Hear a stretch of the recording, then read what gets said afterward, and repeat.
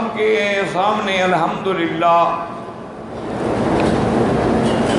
سابقہ دروس میں یہ عرض کیا تھا، یاد رکھیں کہ جہاں بھی صفت الہ ہوگی، کیونکہ بنیاد عقیدے کی مسئلہ الہ ہے،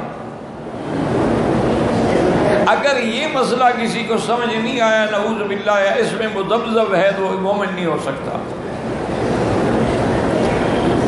اور یہ ایسا اہم مسئلہ ہے کہ حضرت نوح علیہ السلام سے لے کر آقا انعامدار صلی اللہ علیہ وسلم تک سب نے اسی مسئلہ الہ کی دعوت دی ہے۔ الہ کا معنی کیا تھا؟ معبود برحق، اور تمام عبادات کس کے لیے ہیں؟ اللہ کے لیے۔ یہی دعوت دی ہے سب پیغمبروں نے۔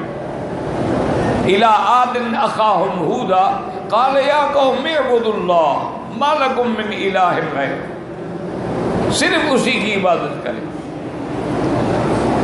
وَإِلَىٰ ثَمُودَ أَخَاهُمْ صَالِحًا قَالَ يَا قَوْمِ اعْبُدُوا اللَّهَ مَا لَكُم مِّنْ إِلَٰهٍ غَيْرُهُ وَإِلَىٰ مَدْيَنَ أَخَاهُمْ شُعَيْبًا قَالَ يَا قَوْمِ اعْبُدُوا اللَّهَ مَا لَكُم مِّنْ إِلَٰهٍ غَيْرُهُ۔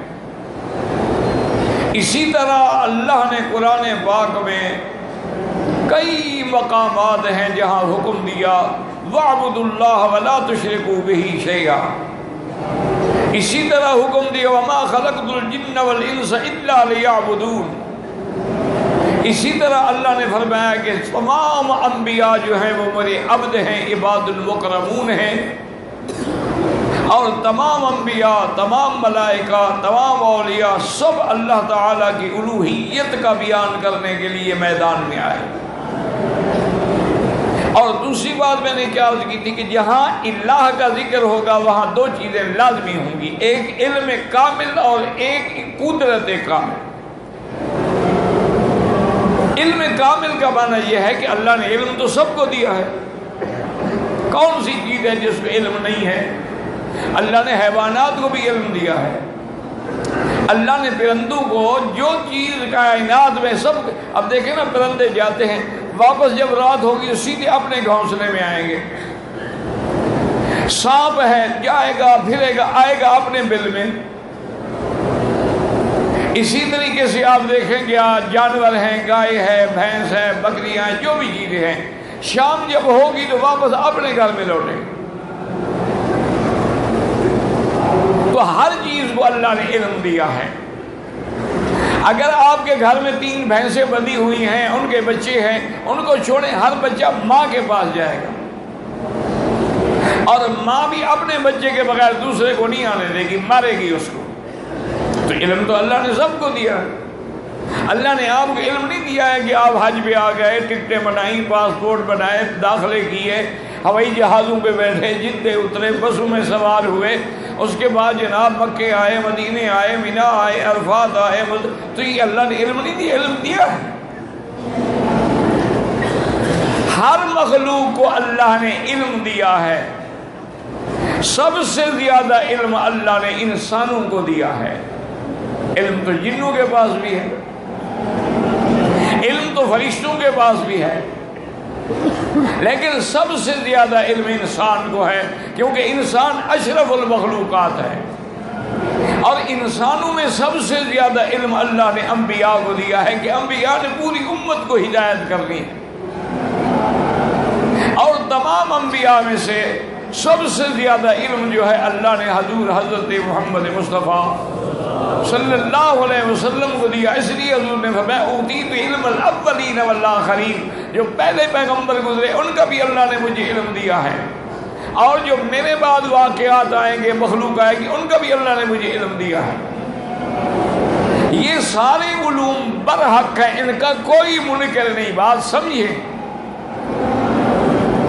لیکن اتنے علم کے باوجود بھی اس کو ہم علم کامل نہیں کہہ سکتے،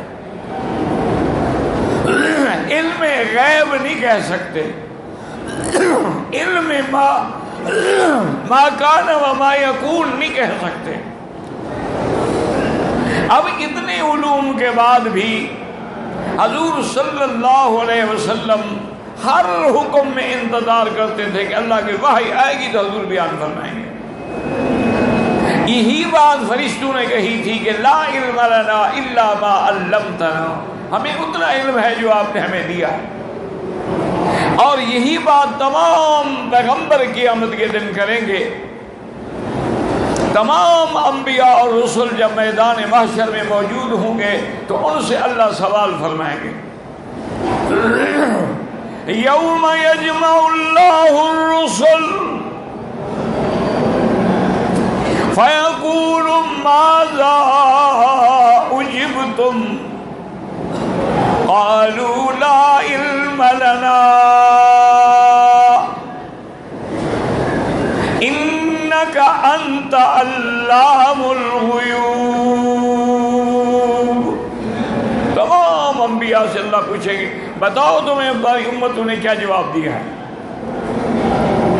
تو سارے انبیاء کہیں گے مولا ہمیں تو اتنا پتا ہے نا کہ ظاہر میں کسی نے کلمہ پڑھا، ہم نے کہا مومن ہے، نہیں پڑھا تم نے کہا کافر ہے، باقی جو جزئیات ہیں تفصیلات ہیں وہ آپ کے سوا کوئی نہیں جانتا ہے۔ اور اسی طرح ابھی آپ جو الحمدللہ ایک مسئلہ اور بھی سمجھ رہے ہیں کہ سب سے زیادہ علم اللہ نے انبیاء کو دیا ہے، اور انبیاء میں بھی سب سے زیادہ علم اللہ نے محمد مصطفیٰ کو دیا ہے، لیکن یہ علم کامل نہیں ہے۔ حضرت آقا انعامدار رحمت اللہ صلوات اللہ وسلام اللہ علیہ نے خود بیان فرما دیا ہے کہ وَلَوْ كُنْتُ أَعْلَمُ الْغَيْبَ، اگر مجھے غیب کا علم ہوتا تو میں تو ڈھیر ساری خیر جمع کر لیتا اور مجھے کبھی تکلیف بھی نہ پہنچتی۔ میں تو اللہ نے مجھے نذیر اور بشیر بنا کے بھیجا ہے، اللہ نے مجھے عالم الغیب بنا کے تو نہیں بھیجا ہے۔ اب دیکھیں نا اسی حج میں آپ آئے ہوئے ہیں، میرے مدنی سرکار جب حج پہ تشریف لے آئے، مکہ میں پہنچ گئے، صحابہ سے پوچھا اور فرمایا کہ بھائی جن لوگوں نے حج کی نیت کی ہے اور قربانی کا جانور ساتھ نہیں ہے وہ ایسا کریں کہ طواف کر لیں، صفا دوڑ لیں، بال منڈوا کے احرام کھول دیں، پھر 8 کو حج کا احرام باندھیں، ان کا تمتع ہو جائے گا۔ اسی وجہ سے بعض ائمہ کرام جیسے امام احمد بن حنبل رحمت اللہ علیہ، اسی لیے وہ یہ فرماتے ہیں کہ قران ہو ہی نہیں سکتا جب تک آدمی جانور اپنے ساتھ نہ لے آئے۔ وہ کہتے ہیں جو قارن ہوگا وہ جانور قربانی کا ساتھ لائے گا، اور اگر ساتھ نہ لائے تو پھر وہ تمتع کرے یا حج افراد کرے گے جس کے اندر قربانی حج کی بکری واجب نہیں ہوتی، خوشی سے بھی رکھے تو لاکھ دفعہ رکھے۔